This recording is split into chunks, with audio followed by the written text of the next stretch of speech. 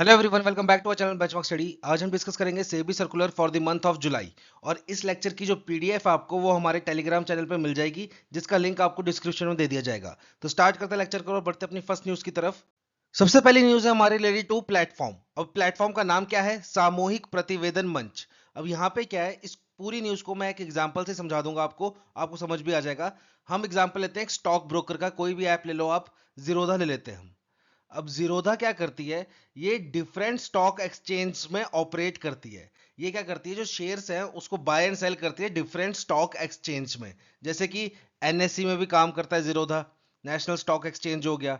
फिर BSc Bombay stock exchange हो गया। फिर एमसीएक्स मल्टी कमोडिटी एक्सचेंज हो गया। इन सब में काम करता है हमारा, ऑपरेट करता है कौन? जीरोधा। तो सेबी ने क्या बोला है, जो भी हमारे स्टॉक ब्रोकर्स हैं उन्हें क्या करना पड़ेगा, कंप्लायंस के लिए अपनी एक रिपोर्ट जनरेट करनी पड़ेगी। और वो रिपोर्ट को क्या करना पड़ेगा, जिस जिस वो एक्सचेंज में काम करते हैं, जिस जिस एक्सचेंज में ऑपरेट करते हैं, उन सभी एक्सचेंज को वो रिपोर्ट सेंड करनी पड़ेगी। तो ये चीज क्या होती थी, ये थोड़ा सा टाइम कंज्यूमिंग प्रोसेस हो जाता था। अब देखो, जैसे जीरोधा ने अपनी एक कंप्लायंस रिपोर्ट बनाई, अपनी एक कंप्लायंस रिपोर्ट बनाई। अब इसको एक कंप्लायंस रिपोर्ट एनएससी को अलग भेजनी पड़ेगी, बीएससी को अलग भेजनी पड़ेगी, एमसीएक्स को अलग भेजनी पड़ेगी, और भी जो एक्सचेंज में डील करता होगा जरूरत, उनको अलग अलग ये रिपोर्ट्स, सेम रिपोर्ट भेजनी पड़ेगी। जिससे क्या होता था, डुप्लीकेशन ऑफ रिपोर्ट्स हो जाता था, फिर वेस्टेज ऑफ टाइम हो जाता था, और हाई कॉस्ट हो जाती थी। तो यहाँ पे इसका सोल्यूशन क्या निकाला सेबी ने एनएससी के साथ मिलके, ये चीज याद रखना, सेबी ने एनएससी के साथ मिलके एक प्लेटफॉर्म बनाया, एक प्लेटफॉर्म बना दिया। अब इस प्लेटफॉर्म का नाम क्या है? सामूहिक प्रतिवेदन मंच।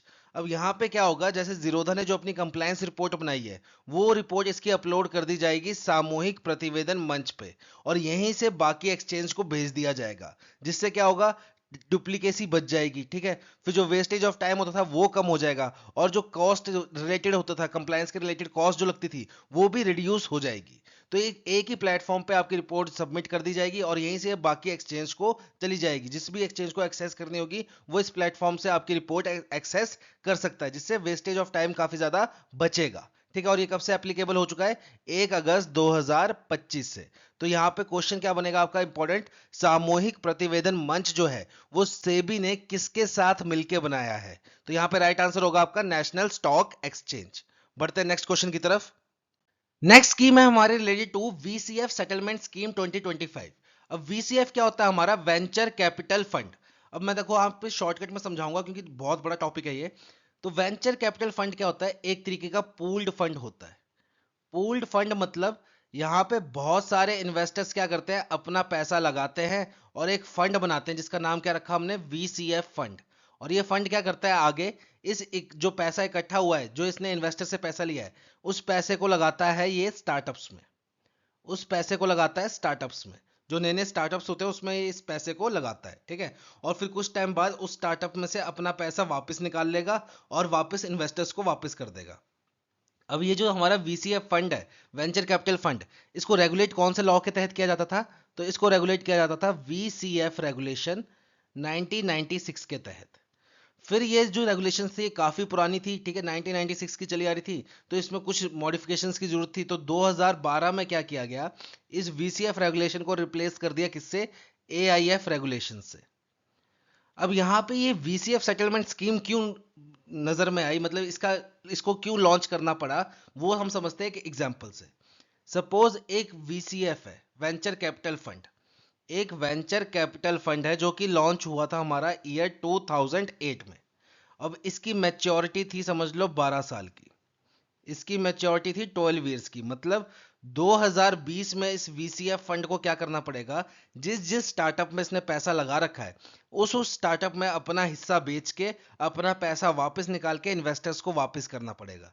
12 साल की मैच्योरिटी है, मतलब 2020 तक इसको क्या करना पड़ेगा, अपना सारा जो इसने इन्वेस्टमेंट कर रखे स्टार्टअप्स में, अपना हिस्सा बेच के वो पैसा वहां से स्टार्टअप से निकाल के इन्वेस्टर्स को वापस करना है वीसीएफ फंड ने, ठीक है। तो इसकी मैच्योरिटी थी 2020 की। अब यहां पे समझना, टाइमलाइन आराम से समझना। 2008 में ये लॉन्च हुआ। तो 2008 में अगर ये लॉन्च हुआ वीसीएफ फंड, तो ये कौन सी रेगुलेशन के अंडर होगा? ये होगा हमारा वीसीएफ रेगुलेशन 1996 के। 1996 के अंडर होगा ये वीसीएफ फंड। इसकी मैच्योरिटी है 12 साल की, मतलब 2020 तक ये चलेगा। तो जैसे हमारा ईयर 2013 आया, समझ लो ईयर 2013 आया, तो तब क्या हुआ, हमारा AIF रेगुलेशन 2012 स्टार्ट हो गई। AIF रेगुलेशन 2012 स्टार्ट हो गई। तो यहां पे सेबी ने क्या बोला, जो VCF फंड्स 2012 से पहले के लॉन्च हो रखे हैं और उनकी मेच्योरिटी आगे है, मतलब 2012 से आगे है उनकी मेच्योरिटी, मतलब 15 में है, 20 में है, तो उनके पास एक ऑप्शन है, क्या कि वो अपने आप को कंटिन्यू रख सकते हैं अंडर VCF रेगुलेशन 1996 के तहत। जब तक उनकी मैच्योरिटी पूरी नहीं हो जाती, वो अपने आप को कंटिन्यू रख सकते हैं अंडर VCF रेगुलेशन 1996 के तहत। तो ठीक है, यहाँ पे क्या हुआ, ये जो हमारा VCF फंड 2008 में लॉन्च हुआ था, जिसकी मैच्योरिटी 2020 में थी, इसने अपने आप को कंटिन्यू रखा किसमें, VCF रेगुलेशन 1996 में। अब ईयर आ गया 2020। तो 2020 में क्या करना था इस VCF फंड को, जिस जिस स्टार्टअप में इसने इन्वेस्ट कर रखा था, वहां से अपना हिस्सा बेचना था और अपना पैसा निकालना था उस स्टार्टअप से, और जो इन्वेस्टर्स का हिस्सा बनता था उनको वापस करना था। पर 2020 में हम सब जानते हैं क्या आ गया था, कोरोना आ गया था। तो कोरोना में स्टार्टअप्स की हालत और खराब हो गई।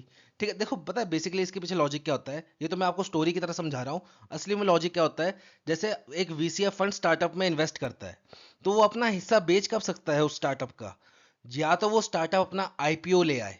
ठीक है, अपना IPO ले आएगा अगर वो स्टार्टअप, तो VCF क्या करेगा, अपना हिस्सा IPO में डाल देगा और वहां से पैसे ले लेगा। दूसरा, अगर वो स्टार्टअप अपना IPO नहीं लाया, तो कभी कभी क्या होता है, स्टार्टअप्स जो होते हैं उसको एक बड़ी कंपनी क्या कर लेती है, कैप्चर कर लेती है, उसको खरीद लेती है। तो उस दौरान क्या कर सकता है, VCF अपना हिस्सा उस बड़ी कंपनी को बेच सकता है। तीसरा, कोई और इन्वेस्टर मिल जाए जो कि उस स्टार्टअप में इंटरेस्ट दिखा रहा है, तो VCF क्या कर सकता है, अपना हिस्सा उस नए इन्वेस्टर्स को बेच सकता है। पर अगर ऐसे कोई भी कंडीशन नहीं बैठ रही है, तो VCF का पैसा उसमें फंस जाएगा, वेंचर कैपिटल फंड का पैसा उसमें फंस जाएगा। अगर वो स्टार्टअप अपना IPO नहीं लाता है, तो VCF अपना हिस्सा नहीं बेच पाएगा। अगर उस स्टार्टअप को कोई बड़ी कंपनी नहीं खरीदती है, तो VCF अपना पैसा नहीं निकाल पाएगा। और अगर उस स्टार्टअप को कोई नया इन्वेस्टर नहीं मिलता है, तब भी VCF का पैसा क्या होगा, उस स्टार्टअप में फंस जाएगा। तो ऐसा भी केस होता है। बेशक इसकी मैच्योरिटी 12 साल की है, पर कभी कभी मैच्योरिटी के बाद भी VCF अपना पैसा नहीं निकाल पाता। क्यों? क्योंकि वो अपना हिस्सा बेच ही नहीं पाता। तो ये जैसे कि अब यहाँ पे इस फंड की बात करते हैं, इसकी मैच्योरिटी थी 2020 की। अब 2020 में हम सबको पता है कोरोना आ गया था, काफी हालत टाइट थी, मार्केट काफी गिर गई थी। तो इस VCF को अपना हिस्सा बेचने के लिए कोई इन्वेस्टर मिला ही नहीं, कोई बायर मिला ही नहीं। तो VCF का पैसा फंस गया 2020 में। क्या हुआ, इस स्टार्टअप में VCF का पैसा फंसा रहा। अब 21 आ गया, 22 आ गया, 23 आ गया, 24 आ गया, VCF अपना हिस्सा बेच ही नहीं पा रहा। ठीक है, क्योंकि ये स्टार्टअप भी पिट गया, इसमें इतना प्रॉफिट नहीं हुआ, कोई इसमें इंटरेस्ट दिखा नहीं रहा, तो VCF का पैसा इसमें फंस गया। तो यहाँ पे सेबी ने क्या बोला, अब देखो सेबी इसलिए AIF रेगुलेशन 2022 2012 लाया था। क्यों?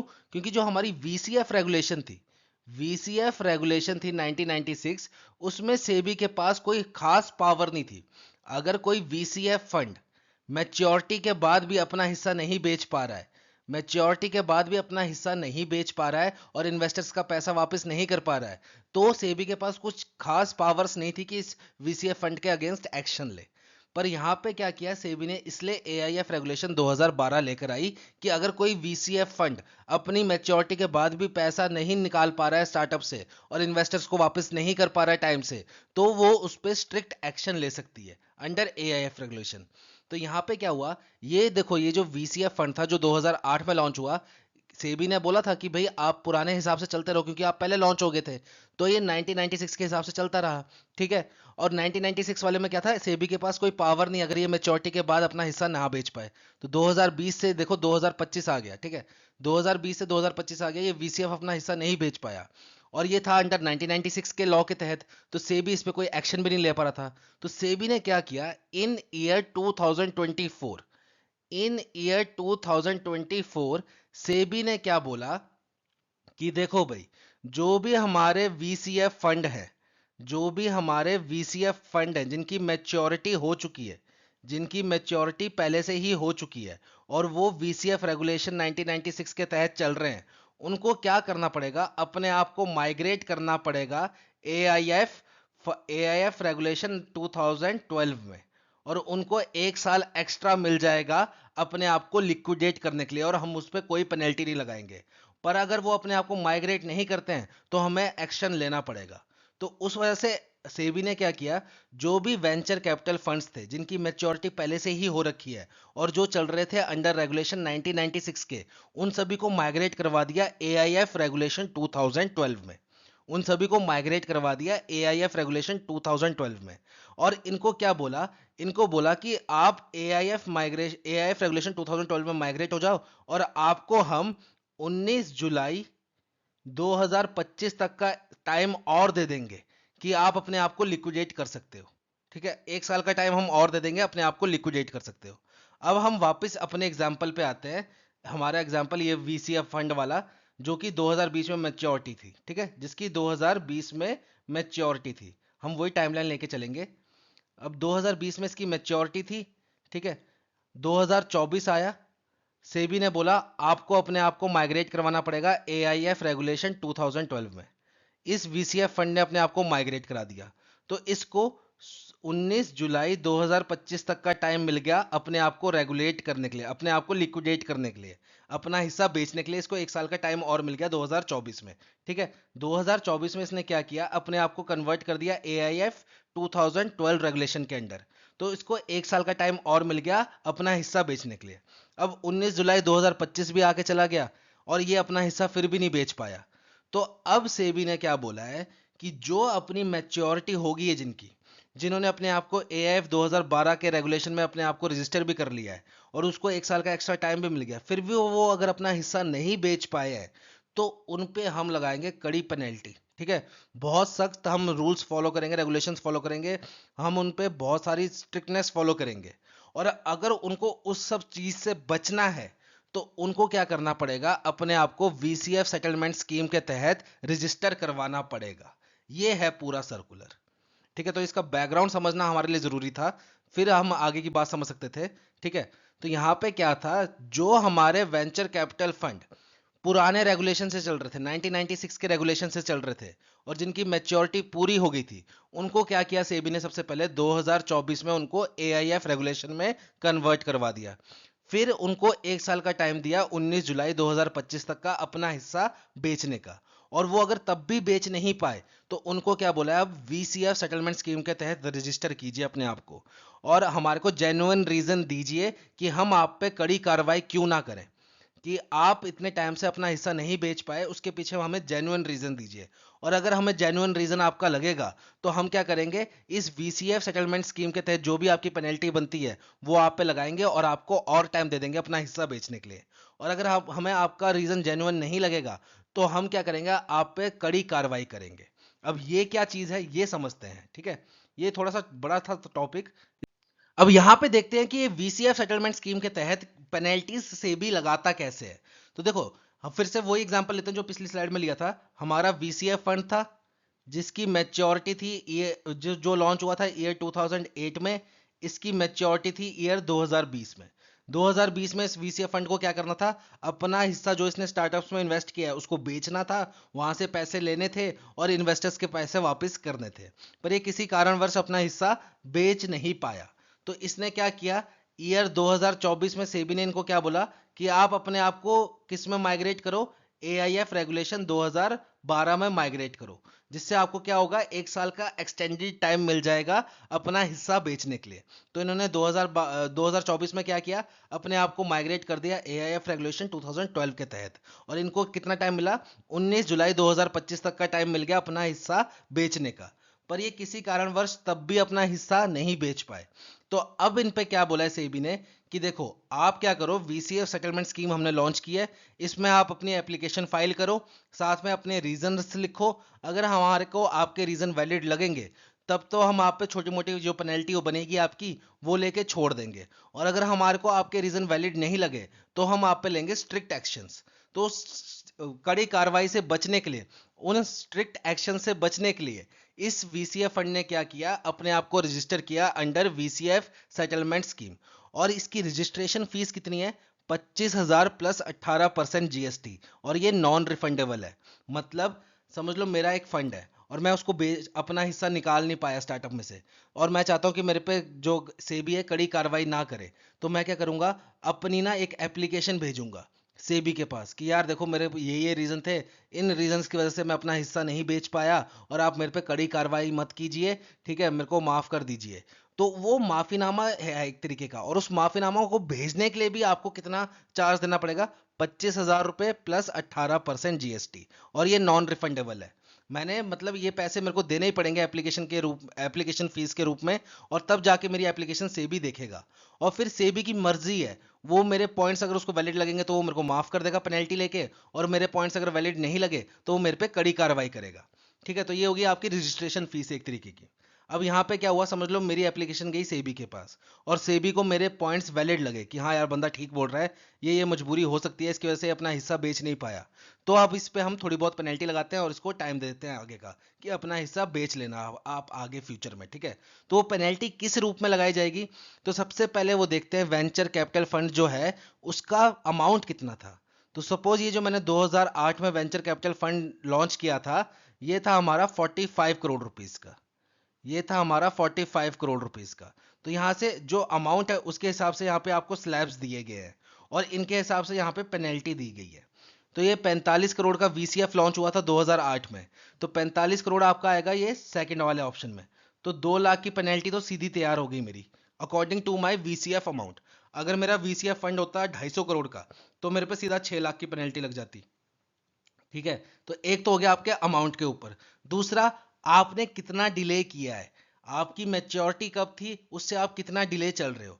तो मेरी मैच्योरिटी थी ईयर 2020 की, मई मई 2020 की थी मेरी मैच्योरिटी, और अब चल रहा है हमारा, क्या चल रहा है, सितंबर 2025। तो मतलब 5 साल का मेरा डिले चल रहा है। तो इसके हिसाब से पेनल्टी अलग लगेगी। इसमें कैसे पेनल्टी बोला है कि जितने साल का भी आपका डिले होगा, उसके पहले साल की पेनल्टी होगी 1 लाख रुपए। उसके पहले साल की पेनल्टी होगी 1 लाख रुपए, और बाकी जो रिमेनिंग ईयर्स बच गए उसकी पेनल्टी होगी 50,000 पर ईयर। तो यहाँ पे मेरा डिले चल रहा था 5 साल का, तो मतलब पहले साल मेरी पेनल्टी लगेगी 1 लाख रुपए, और बाकी के 4 साल मेरी पेनल्टी कितनी लगेगी? 50,000 ईच ईयर की। तो टोटल पेनल्टी कितनी होगी? 1 लाख प्लस 4 इंटू 50,000, यानी कि 2 लाख रुपए ये। तो टोटल 3 लाख रुपए पेनल्टी ये होगी ईयर्स के हिसाब से। और फंड के हिसाब से पेनल्टी कितनी लगी? 2 लाख रुपए। तो टोटल पेनल्टी कितनी लग गई मेरे पे? 5 लाख रुपए की। तो एक तरीके से ये देखो हिसाब, पता है समझेंगे अगर हम, तो एक तरीके से सेबी ने क्या किया, रिश्वत ही ले ली कि कोई बात नहीं, आपका चलो आपने बेचना तो 2020 में था, आप बेच नहीं पाए, चलो आपको हम माफ कर देते हैं, आपके वैलिड रीजन लगे, पर कुछ पेनल्टी देनी पड़ेगी आपको हमें। तो पेनल्टी के रूप में उन्होंने पैसे ले लिए उस फंड से, और उनको और टाइम दे दिया कि आप थोड़े दिन बाद और कर लेना, कोई नहीं, थोड़े टाइम बाद आप अपना हिस्सा बेच लेना, पर आपको पेनल्टी देनी पड़ेगी अगर आप चाहते हो हम आप पे कड़ी कार्रवाई ना करें तो। तो एक तरीके की क्या हुई, रिश्वत ही होगी एक तरीके से, तो ठीक है, वेंचर कैपिटल सेटलमेंट स्कीम। तो ये थी हमारी टोटल की total venture capital settlement scheme. ठीक है, बढ़ते नेक्स्ट न्यूज की तरफ। नेक्स्ट न्यूज है हमारी रिलेटेड टू सर्विलेंस फ्रेमवर्क। अब यहाँ पे क्या किया है सेबी ने, जो हमारे स्मॉल कैप स्टॉक्स जो होते हैं, जो कंपनीज जिनकी मार्केट वैल्यू कम होती है उसको बोलते हैं हम स्मॉल कैप कंपनीज। अब उन कंपनीज के जो स्टॉक्स हैं वो काफी ज्यादा फ्लक्चुएट करते हैं ड्यू टू मैनिपुलेशंस। अब आपने काफी ज्यादा वीडियोस देखी होंगी यूट्यूब पे भी, कि बहुत सारे एक्सपर्ट्स आते हैं कि आप ये पेनी स्टॉक लीजिए, अगले 2 महीनों में ये इतना हो जाएगा, आप ये वाला स्टॉक लीजिए, ये अगले 2 महीनों में ये कमाल कर देगा। और उसके साथ कोई ना कोई न्यूज जोड़ देंगे सरकार की, कि सरकार ने देखो अपने न्यूज में ये बोला था, ये इसके साथ ऐसे लिंक है, और इसकी वजह से ये इंक्रीज करेगा, कुछ भी जोड़ देते हैं। ठीक है, और उससे क्या करते हैं, वो आपको मैनिपुलेट करते हैं। और वो क्यों करते हैं? क्योंकि जैसे समझ लो कोई एबीसी कंपनी है, एबीसी कंपनी है, स्मॉल कैप कंपनी है, ठीक है, जिसका शेयर समझ लो 10 10 करोड़ रुपए का है। अब ये क्या बोलेंगे कि ये पहले ना इस कंपनी के शेयर परचेज कर लेंगे खुद, फिर आपको पता नहीं कहीं कहीं से न्यूज़ निकाल के इस न्यूज़ को इस कंपनी के साथ अटैच करके आपको सपने दिखा देंगे कि यह कंपनी आने वाले टाइम में बहुत ज़्यादा ग्रो करेगी। जिससे क्या होगा, आप सारे लोग एकदम से इस कंपनी के शेयर खरीदने लग पड़ोगे, और जैसे आप इसकी शेयर की डिमांड बढ़ेगी, इसका प्राइस भी इंक्रीज होगा। तो ये 10 रुपए का जो शेयर था पहले इस बंदे ने जो खरीदा था, ठीक है, जो इन्फ्लुएंसर ने खरीदा था, यूट्यूब इन्फ्लुएंसर ने, उसके शेयर की वैल्यू हो जाएगी 15 18 रुपए। और वो क्या करेगा, अपना हिस्सा बेच देगा प्रॉफिट कमा के। और जैसे ही वो अपना हिस्सा बेचेगा उसका, क्योंकि उसने खरीदे भी बल्क में होते हैं, उसके पास पैसा है, हम तो चलो मैं हूँ, आप हो, ऐसे 100 लोग मिलके खरीद रहे हैं, उसने अकेले ने इतना हिस्सा खरीद रखा होता है, तो वो अपना हिस्सा बेच देता है एकदम से, जिसकी वजह से क्या होता है, उसके जो शेयर प्राइस है वो गिरने स्टार्ट हो जाते हैं और आपका पैसा उस कंपनी के शेयर में फंस जाता है। फिर आप सोचते हो कल को बढ़ेगा तब बेचूंगा, अभी नुकसान में क्यों बेचना। तो इस सब चीज से बचने के लिए सेबी ने सर्विलेंस फ्रेमवर्क निकाला है। और इसमें कौन सी कंपनी फोकस में ली है, जिनकी मार्केट कैपिटलाइजेशन जो है वो 1,000 करोड़ से कम की है। अब जाहिर सी बात है, जो कंपनी छोटी मार्केट की, जिसकी कैपिटल जो होगी कम होगी, उसको मैनिपुलेट करना आसान है। मतलब जैसे समझ लो एक कंपनी है जिसकी मार्केट कैपिटलाइजेशन है, समझ लो 500 करोड़ रुपए की, 500 करोड़ रुपए की। अब इसमें से कोई अगर 100 करोड़ रुपए के शेयर एकदम से खरीद लेगा ना, तो इस कंपनी का शेयर प्राइस जो है काफी ज्यादा इंक्रीज कर जाएगा। वहीं अगर कोई 100 करोड़ रुपए के शेयर एकदम से बेच देगा, तो इस कंपनी का जो शेयर प्राइस है वो एकदम से गिर जाएगा। पर वहीं अगर बड़ी कंपनी होती है, जैसे जो हमारी, जिसको हम large and mid cap companies बोलते हैं, जिनकी मार्केट वैल्यूएशन 7,000 करोड़, 10,000 करोड़, 12,000 करोड़ की होती है। अब सोचो एक 12,000 करोड़ की कंपनी है, उसमें से अगर कोई 100 करोड़ के शेयर खरीद रहा है, बेच रहा है, तो इस कंपनी पे इतना इफेक्ट नहीं पड़ेगा क्योंकि इसकी मार्केट कैपिटलाइजेशन बड़ी है। पर ये कंपनी की मार्केट कैपिटलाइजेशन ही 500 करोड़ की है, उसमें से 100 करोड़ एकदम से खरीद लेगा तो एकदम से इसकी चांदी हो जाएगी, और एकदम से 100 करोड़ कोई बेच देगा तो एकदम से इसके जो शेयर प्राइस है पिट जाएंगे। तो ये छोटी कंपनीज को बचाने के लिए, कि ये जो इन्फ्लुएंसर्स बनते हैं, फाइनेंशियल इन्फ्लुएंसर्स, जो अपने फायदे के लिए लोगों से गलत शेयर परचेज करवा देते हैं और फिर अपने आप को एग्जिट करवा लेते हैं प्रॉफिट कमा के, और वो बेचारे भोले लोग फंस जाते हैं उस शेयर्स में। तो उनको बचाने के लिए ये सर्विलेंस फ्रेमवर्क लॉन्च किया है सेबी ने। अब इसमें दो स्टेजेस रखी हैं, एक है हमारी स्टेज वन, एक है हमारी स्टेज टू। स्टेज वन क्या है, वो कंपनी, स्मॉल कैप कंपनीज, जिनके शेयर प्राइस जो है बहुत ज्यादा फ्लक्चुएट करते हैं, कि आज एकदम से बढ़ गए, कल एकदम से गिर गए, एकदम से बढ़ गए, एकदम से गिर गए। उन कंपनीज को, और उनकी मार्केट वैल्यू कितनी होनी चाहिए, 1,000 करोड़ से कम की होनी चाहिए। ठीक है, 1,000 करोड़ से कम की होनी चाहिए, और उनके शेयर पर प्राइस जो है वो बड़े ज्यादा फ्लक्चुएट कर रहे हैं। उसको डालेंगे हम किसमें, स्टेज वन कैटेगरी में। साथ ही साथ ऐसी स्मॉल कैप कंपनीज जिनकी मार्केट वैल्यू 1,000 करोड़ से कम है, और वो लगातार क्या है, इंक्रीज ही करता जा रहा है, उसका लगातार प्रॉफिट ही बनता जा रहा है, उसका शेयर प्राइस लगातार इंक्रीज करता जा रहा है, उसको भी हम डालेंगे किसमें, स्टेज वन कैटेगरी में। तो स्टेज वन कैटेगरी में आपकी कौन सी कंपनी आएंगी, वो स्मॉल कैप कंपनीज जिनकी मार्केट वैल्यूएशन जो है वो 1,000 करोड़ से कम की है, और उनके जो शेयर प्राइस हैं वो बड़े ज्यादा फ्लक्चुएट हो रहे हैं, यानी कि एकदम से हाई चला जा रहा है, एकदम से लो चला जा रहा है, या तो फिर लगातार कंटिन्यूअसली हर दिन वो ग्रो ही करता जा रहा है। ठीक है, और अगले 3 महीने तक वो लगातार ग्रो करता जा रहा है, इंक्रीज, उसका शेयर प्राइस बढ़ता ही जा रहा है, वैसी कंपनी को हम डालेंगे स्टेज वन कैटेगरी में। फिर स्टेज वन कैटेगरी में क्या होगा, आप पे थोड़ी रिस्ट्रिक्शन लगा दी जाएगी। फिर जो कंपनी हमारी स्टेज वन कैटेगरी में चली गई, उनमें हम इंट्राडे ट्रेडिंग नहीं कर पाएंगे। इंट्राडे ट्रेडिंग नहीं कर पाएंगे। इंट्राडे ट्रेडिंग बेसिकली क्या होता है, आपको शेयर सस्ते दाम पर मिल जाते हैं और वो शेयर आपके अकाउंट में नहीं आते हैं, क्योंकि आपने उसको सेम डे ही बेचना होता है। ठीक है, तो वो क्या है, वो आप अगर देखो, इंट्राडे क्या होता है, शॉर्ट सेलिंग क्या होता है, ये सब आपने समझना है, तो आप बैंकिंग अवेयरनेस की वीडियो देख सकते हो मेरी, वहां पे हमने कैपिटल मार्केट में सब कुछ समझाया हुआ है, वहां पे आपको डीप में समझ आ जाएगा। यहाँ पे आप ये समझिए, जो कंपनी स्टेज वन कैटेगरी में आ गई, उनमें हम इंट्राडे ट्रेडिंग नहीं कर पाएंगे, शॉर्ट सेलिंग वगैरह ये सब फीचर्स हमें नहीं मिलेंगे। जो कंपनीज हमारी स्टेज वन में आ गई, इन पे रिस्ट्रिक्शन लगा दी जाएगी, इन कंपनीज पे। अब यहाँ पे क्या है, स्टेज वन के बाद कंपनीज पे अगर और कुछ धांधली लग रही है सेबी को, कि यार इस कंपनी के साथ और गलत हो रहा है, इसमें और कुछ खराबी है, तो उसको फिर हम स्टेज टू कैटेगरी में डाल देते हैं, और उस पर और ज्यादा रिस्ट्रिक्शंस लगाई जाती हैं। तो ये स्टेज टू कैटेगरी में आने के लिए सेबी ने क्या क्राइटेरिया रखा है, पीई रेशो। पीई रेशो क्या होती है आपकी, पीई रेशो होता है आपका price of share upon earning of share. Price of share upon earning of share. समझ लो एक कंपनी का शेयर का प्राइस है 100 रुपए, और एक शेयर पे आपको डिविडेंड मिलता है साल का, समझ लो 10 रुपए। तो यहाँ पे प्राइस टू अर्निंग रेशो कितनी हुई, 10% की, 10% की। अब यहाँ पे देखो, अगर पीई रेशो इंक्रीज हो रहा है, पीई रेशो इंक्रीज हो रहा है, तो ये इंक्रीज कैसे होगा, या तो मेरी डिनोमिनेटर की वैल्यू डिक्रीज हो जाए, या मेरी न्यूमरेटर की वैल्यू इंक्रीज हो जाए। अगर डिनोमिनेटर की वैल्यू डिक्रीज हो रही है, मतलब मेरे को शेयर पे उतना प्रॉफिट मिल नहीं रहा है। ठीक है, दूसरी बात, अगर मेरी न्यूमरेटर की वैल्यू इंक्रीज हो रही है, तो इसका मतलब जो मेरा प्राइस है शेयर का, वो काफी ज्यादा इंक्रीज कर रहा है, वो ओवर वैल्यू हो रहा है। तो ये पीई रेशो का रोल इन्होंने इंक्लूड कर दिया स्टेज टू की कैटेगरी में। अब इसमें क्या बोला गया है, कि अगर जो मेरी स्मॉल कैप कंपनी है जो उसकी स्टेज वन में है, उसका पीई रेशो, उसका पीई रेशो जो हमारा निफ्टी 500 कंपनीज हैं उनके पीई रेशो से 2 गुना हो गया, तो भी हम उसको किस में डाल देंगे, स्टेज 2 कैटेगरी में। अब देखो पीई रेशो 2 गुना होना मतलब प्राइस ऑफ शेयर जो है वो काफी ज्यादा इंक्रीज कर रहा है, मतलब ओवर वैल्यूड हो रहा है। किस वजह से हो रहा है, कोई रीजन नहीं है उसके पीछे, कोई लॉजिक नहीं है, जबरदस्ती वही कि एक हवा चला दी है मार्केट में कि ये कंपनी आने वाला टाइम में ग्रो करेगी, तो लोग अंधाधुन उसको खरीद रहे हैं, जिसकी वजह से क्या हो रहा है, प्राइस ऑफ शेयर जो है वो इंक्रीज करता जा रहा है। और जैसे जैसे हमारा प्राइस ऑफ शेयर इंक्रीज करता जाएगा वैसे वैसे हमारा पीई रेशो भी इंक्रीज करता रह जाएगा। तो यहाँ पे क्या बोला है सेबी ने, अगर एक स्मॉल कैप कंपनी जो स्टेज 1 में है हमारी, अगर उसका पीई रेशो हमारी निफ्टी 500 कंपनीज के पीई रेशो से 2 गुना हो गया, तो उसको हम किस में डाल देंगे, स्टेज 2 कैटेगरी में। और उस पर रिस्ट्रिक्शन लगा दी जाएगी, क्या, कि इस कंपनी के जो शेयर की वैल्यू होगी वो एक दिन में 2% से ज्यादा कम या ज्यादा नहीं होगी। मतलब समझ लो एक स्मॉल कैप कंपनी है जो हमारी स्टेज 2 में, एक स्मॉल कैप कंपनी है जो हमारी स्टेज 2 में आती है, और इस कंपनी का आज जो शेयर का प्राइस है वो है 100 रुपए, तो एक दिन में मैक्सिमम कितना जा सकता है, 2%, यानी कि 102 रुपए। और एक दिन में मैक्सिमम गिर कितना सकता है, 2%, यानी कि 98 रुपीज। तो 2% की मार्जिन रह जाएगी। स्टेज 1 में कितना है आपका, 5%, स्टेज 2 में कितना है, 2%।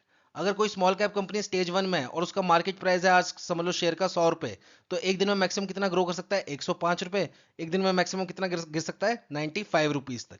ये स्टेज 1 के क्राइटेरिया है। पर अगर वो कंपनी स्टेज 2 में आती है तो उस पर रजिस्ट्रेशन कितने की लगा दी है, 2% की ओनली, कि एक दिन में मैक्सिमम प्रॉफिट कितने का होगा, 2% का, और मैक्सिमम कितना गिरेगा, ओनली 2%। ठीक है, तो ये था हमारा surveillance framework for small cap firms. बढ़ते हैं नेक्स्ट न्यूज की तरफ।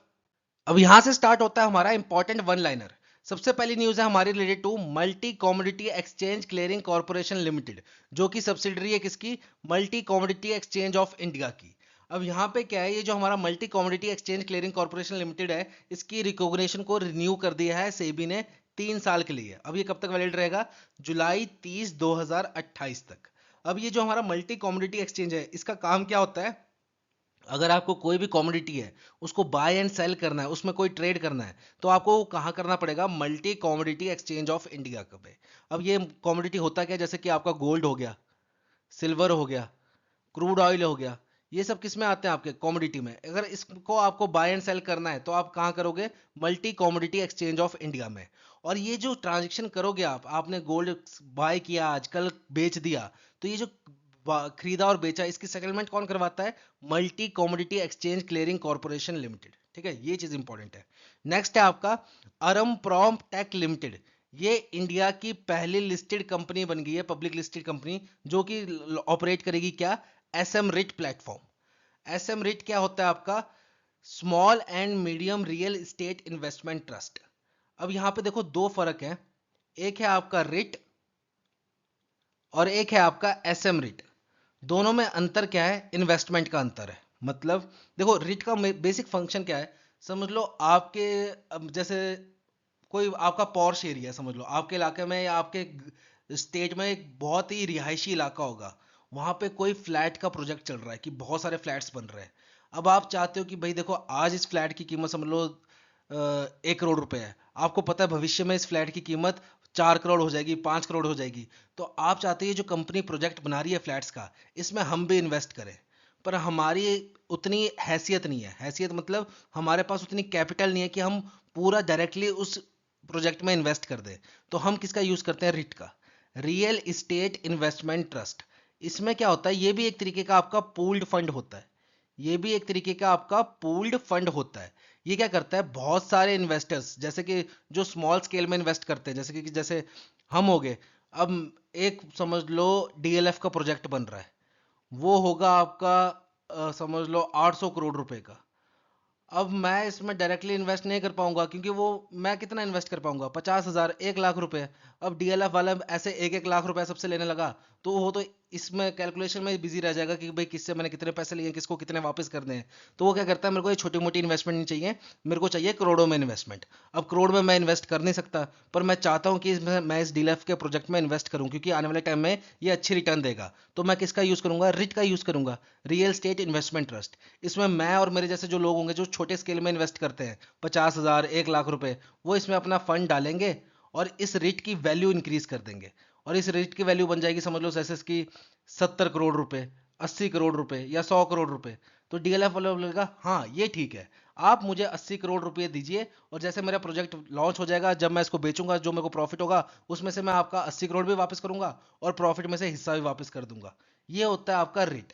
तो आप डायरेक्टली इतने बड़े प्रोजेक्ट्स में इन्वेस्ट नहीं कर पाते हो, तो आप किसका यूज करते हो? रिट का। आप रिट में पैसा डालते हो और रिट आपके बिहाफ पे बड़े बड़े इंफ्रास्ट्रक्चर फंड्स जो प्रोजेक्ट्स होते हैं उसमें इन्वेस्ट करता है, और वहां से जो भी प्रॉफिट होगा वो आपको भी मिल जाएगा, आपको एक हिस्सा मिल जाता है उस प्रोजेक्ट में, जो कि आप डायरेक्टली नहीं खरीद सकते थे। अब देखो डीएलएफ प्रोजेक्ट है, ठीक है, ये बना रहा है फ्लैट्स, ठीक है, फ्लैट्स बना रहा है समझ लो 1000 स्क्वायर फीट के, 1000 स्क्वायर फीट के फ्लैट्स बना रहा है। तो आपने क्या किया, रेट के थ्रू इसमें पैसा इन्वेस्ट किया, तो आपने 1000 स्क्वायर फीट में से समझ लो 5 स्क्वायर फीट एरिया खरीद लिया एक तरीके से, जो कि आपको डायरेक्टली खरीदने को नहीं मिलता। अब डीएलएफ वाला आपको 5 स्क्वायर फीट का एरिया थोड़ा ना देगा खरीद, आपको बोलेगा पूरा फ्लैट ले भाई, 5 स्क्वायर फीट का एक चेयर की जगह आप क्या करोगे, और ये मैं एक फ्लैट में एक चेयर की जगह आपको क्यों बेचूं, मैं तो पूरा फ्लैट ही बेचूंगा। तो आप डायरेक्टली इन्वेस्ट नहीं कर पा रहे थे क्योंकि हमारे पास उतने पैसे नहीं थे, तो हमने रिट का यूज कर लिया। तो रिट ने क्या किया, आप सभी से पैसा लिया और उस डीएलएफ फंड, डीएलएफ प्रोजेक्ट में इन्वेस्ट कर दिया, जिससे क्या हुआ, आपको उस डीएलएफ जो प्रोजेक्ट है उसका कुछ ना कुछ हिस्सा मिल गया, और जैसे वो कल को उस फ्लैट को बेचेगा तो आपका 5 स्क्वायर फीट एरिया का जितना भी पैसा बनता था उसके हिसाब से आपको पैसा मिल जाएगा। ये होता है आपका रिट। तो यहाँ पे रिट एंड एसएम रिट में फर्क क्या होता है? जो रिट है वो कौन से प्रोजेक्ट में इन्वेस्ट करता है जिसमें मिनिमम कैपिटल कितनी रिक्वायर्ड होती है आपकी, 500 करोड़ रुपए। और एसएम रिट कौन से प्रोजेक्ट्स में इन्वेस्ट करता है जिसमें मिनिमम कैपिटल कितनी चाहिए होती है, 50 करोड़। तो ये डिफरेंस इंपॉर्टेंट है, ये आपका एग्जाम में भी आ सकता है। ठीक है, तो ये था आपका SEBI circular for the month of July. बहुत जल्द मिलेंगे आपको नई वीडियो के साथ। Till then have a nice day.